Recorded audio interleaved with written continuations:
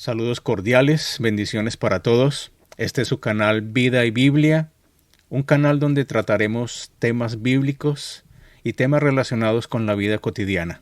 Sean ustedes bienvenidos.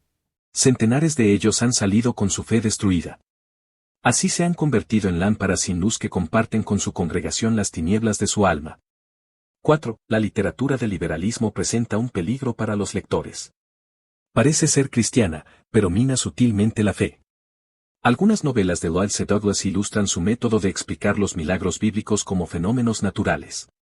Otros autores de renombre que muestran esta tendencia son Bruce Barton, H. E. Fosdick, R. Niebuhr y H. P.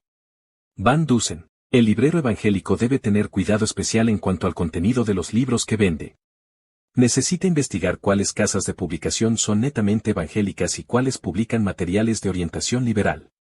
El bibliotecario de la iglesia local o del instituto bíblico también debe estar alerta y revisar bien cualquier libro dudoso antes de ponerlo en la biblioteca. Para esto, tiene necesidad de saber algo sobre las creencias y las tácticas del liberalismo para poderlas reconocer cuando las observe en los libros. Doctrinas del liberalismo. Debido a que hay gran diversidad de creencias entre los grupos liberales y diferentes grados de incredulidad, aquí solo se tratarán los puntos sobresalientes. La Biblia. El liberalismo niega la inspiración verbal plena de la Biblia. Cree que Dios inspiró muchas de las ideas contenidas en ella, pero no las palabras precisas. Dice que la Biblia contiene la palabra de Dios, pero no es la palabra de Dios. Los evangélicos creemos que el Espíritu Santo inspiró a los escritores de la Biblia de tal manera que el resultado es la palabra infalible de Dios. Creemos que toda la Biblia fue inspirada, no solo en cuanto a sus ideas, sino en la misma selección de las palabras en los idiomas originales. 1. La Biblia afirma su inspiración verbal, 2 Timoteo 3:16, 2 Pedro 1:21. David escribió, el Espíritu de Jehová ha hablado por mí, su palabra ha estado en mi lengua, 2 Samuel 23, 1, 3. Los profetas presentaban su mensaje como palabra de Jehová que vino. 2. Los escritores del Nuevo Testamento creían en la inspiración plena de las Escrituras. Citaban textos del Antiguo Testamento con la frase, el Señor dice, aun cuando eran palabras de un escritor humano, y usaban en las mismas circunstancias la frase, las Escrituras dicen, con lo que hacían ver que para ellos todas las Escrituras eran palabra de Dios. Compárense Mateo 19:4, 5 con Génesis 2:24, Hebreos 3:7 con Salmo 95, 7, Hechos 4:24, 25 con Salmo 2:1, Gálatas 3:8 con Génesis 12, 1, 3. 3. Jesucristo habló de la inspiración divina del Antiguo Testamento, al que declaró infalible. Citando un texto de los Salmos, dijo que no puede quebrantarse la Escritura, Juan 10:34, 35.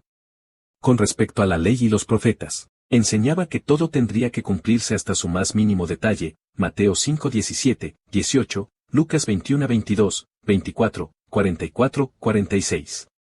Así declaraba la inspiración plena del Antiguo Testamento, que se dividía en aquellos tiempos en tres partes, la ley, los profetas y los salmos. Como el liberalismo reconoce a Jesús como uno de los maestros más destacados que hayan vivido jamás, ¿por qué se niega a aceptar sus enseñanzas con respecto al fundamento mismo de su doctrina? La resurrección de Cristo ha probado que es el Hijo de Dios y, por lo tanto, todo lo que dijo es cierto.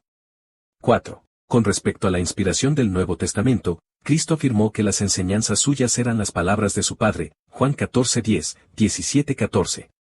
Les prometió a sus discípulos que el Espíritu Santo les traería a la memoria todas las cosas que Él les había hablado, Juan 16, 12, 15. El cumplimiento de esta promesa dio como resultado el texto infalible de los Evangelios.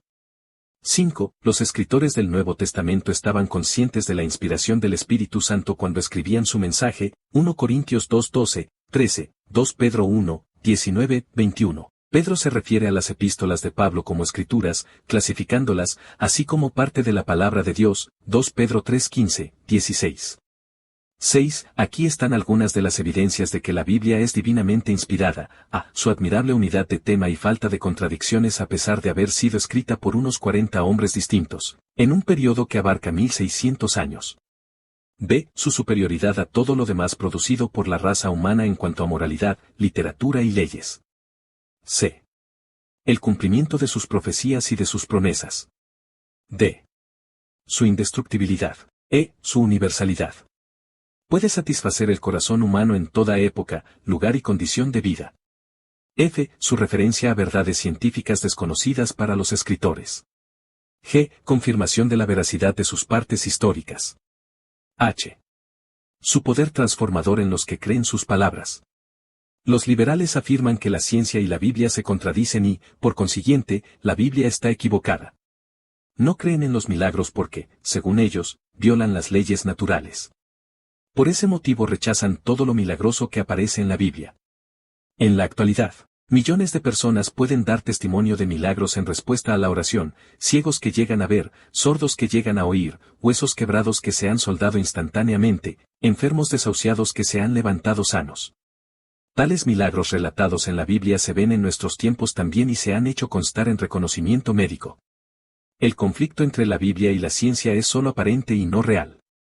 Hay conflicto entre las teorías mal fundadas y la Biblia, como también lo hay entre los pasajes bíblicos mal interpretados y la ciencia. Dios ha escrito 2 libros para que la humanidad los lea, la naturaleza y la Biblia.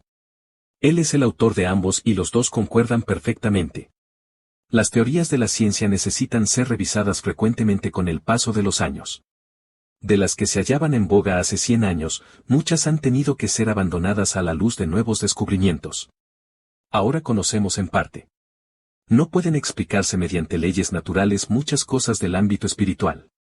Hay que recordar que las leyes naturales son una descripción de cómo suceden las cosas en la naturaleza, son el orden natural de los sucesos. Pero no son leyes en el sentido de que obliguen a Dios a limitar su actuación a lo que esté de acuerdo con ellas. Él es quien ha establecido ese orden natural de las cosas, y lo puede variar cuando le plazca. Cuando lo hace en beneficio de una de sus criaturas, lo llamamos milagro. El negarse a creer en los milagros porque violan las leyes naturales revela sencillamente ignorancia con respecto al carácter mismo de esas leyes. Aunque algunos científicos incrédulos se han negado a tomar en cuenta toda evidencia y persisten en rechazar lo sobrenatural, con lo que desacreditan a la Biblia, otros científicos han afirmado que no hay conflicto real entre los hechos comprobados por la ciencia y la Biblia. La investigación científica en el siglo XX confirma la veracidad histórica de la Biblia y la corrección de sus conceptos científicos. Esta confirmación viene de los descubrimientos en la arqueología, la filología, la astronomía y la antropología. Las ideas sobre la antigüedad del mundo se han revisado a la luz de los descubrimientos geológicos. Hay que recordar que la cronología que sitúa la creación alrededor del año 4004 a.C. es un cálculo realizado por User y no forma parte del texto bíblico. La geología y los fósiles indican que el mundo es mucho más antiguo. Hay varias interpretaciones bíblicas al respecto. Una es que el vocablo día en Génesis se refiere a un periodo indeterminado de tiempo. Otra es de la creación preadámica en Génesis 1:1 y su destrucción antes de Génesis 1:2, en el momento de la caída de Satanás. Esta ha tenido una aceptación amplia entre los cristianos. Lo cierto es que cuando se sepan todos los datos que hoy desconocemos, no habrá conflicto entre la ciencia y el primer capítulo del Génesis. Dios. El liberalismo niega la Trinidad. El concepto que tienen de Dios varía desde considerarlo un vago principio del bien que opera en el universo, hasta un Padre amoroso que nunca sería capaz de condenar al hombre a los tormentos eternos. Para los pasajes de las Escrituras que hablan sobre la deidad de Cristo y del Espíritu Santo, véanse los capítulos sobre el judaísmo y los testigos de Jehová.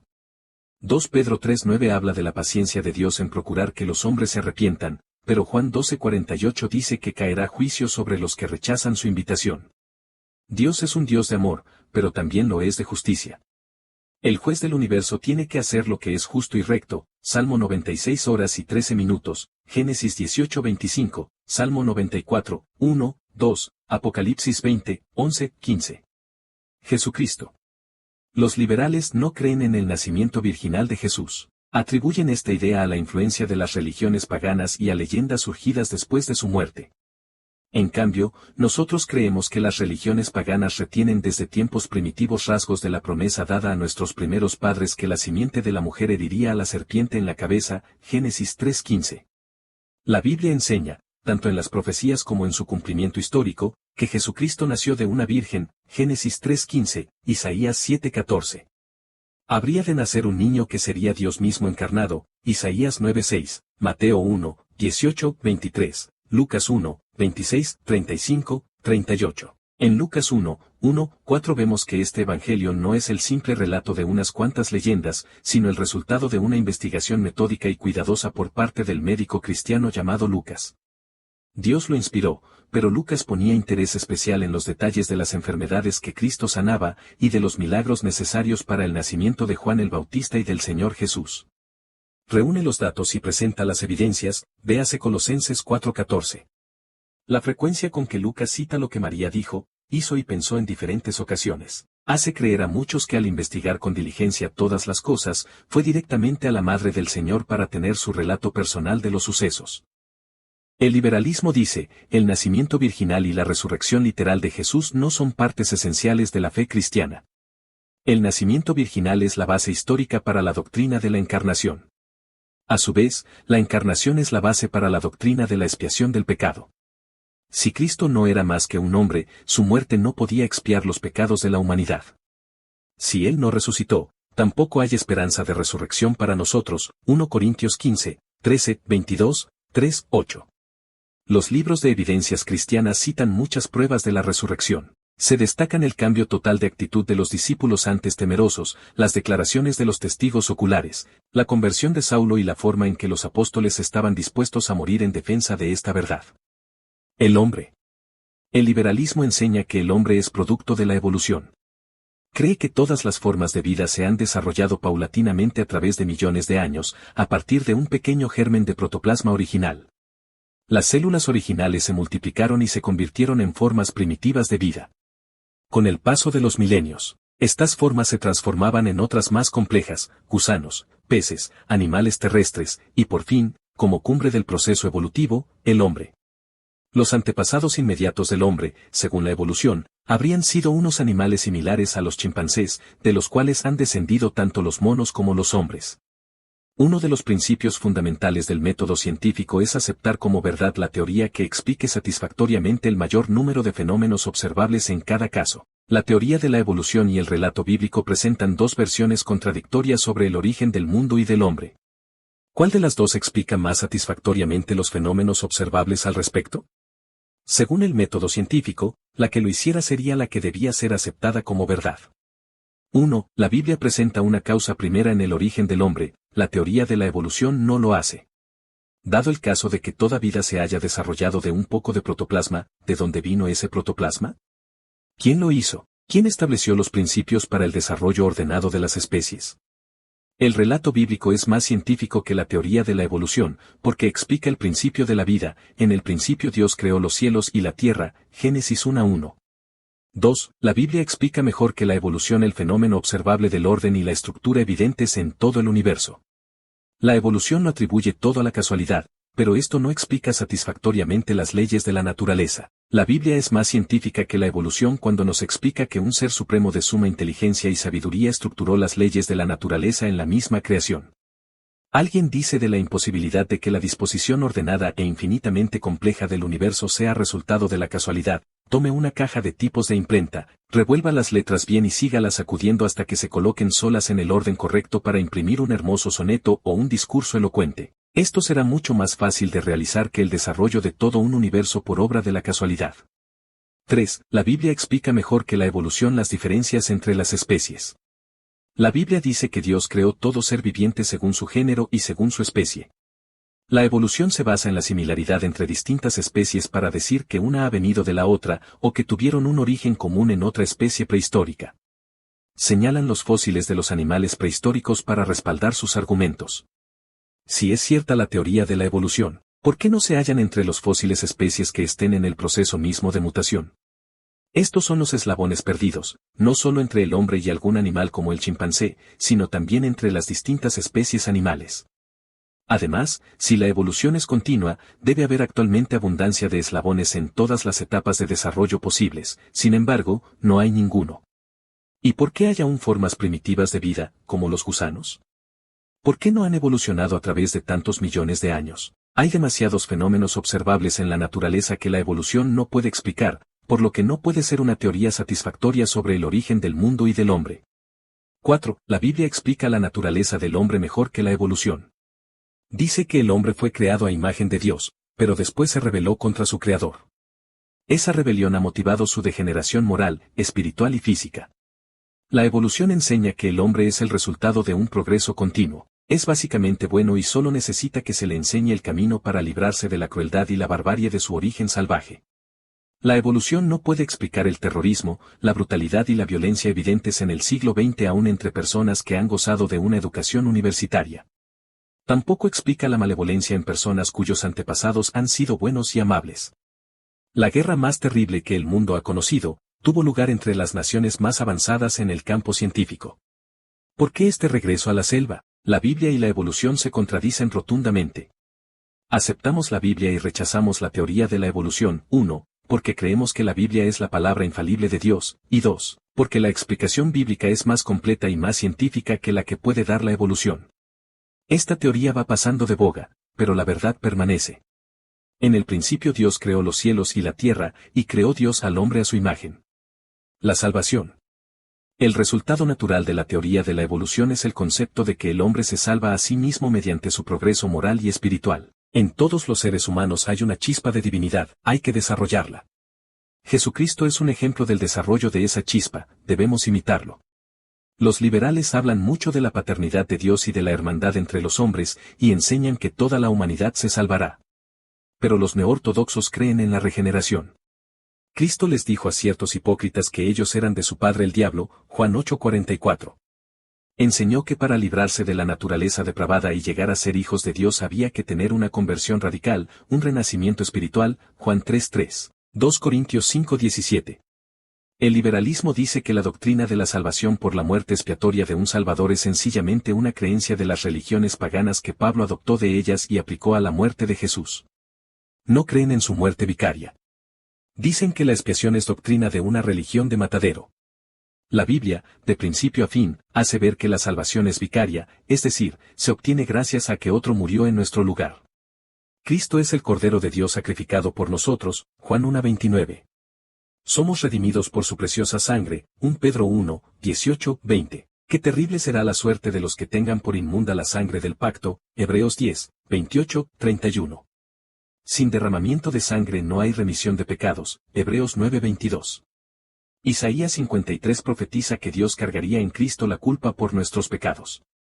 La existencia de los sacrificios de sangre en otras religiones solo confirma el relato bíblico de que toda la raza humana en un tiempo recibió la revelación de la verdad.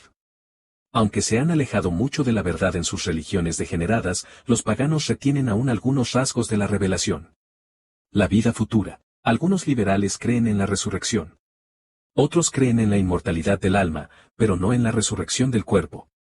Algunos son universalistas, y creen que al final todos se salvarán, hasta el mismo diablo si es que existe. Otros creen que los malos serán aniquilados y los buenos vivirán eternamente. La Biblia enseña la resurrección corporal de los justos y los injustos, Daniel 12:2, 3, 13, 1 Corintios 15, 20, 26, 35, 55, Apocalipsis 20, 4, 6, diciembre de 15, 21-8. El estado del hombre después de la muerte depende de que acepte o no la salvación en esta vida, Marcos 9:47, 48, Mateo 18:8, 25 horas y 46 minutos, 2 Tesalonicenses 1, 6, 10.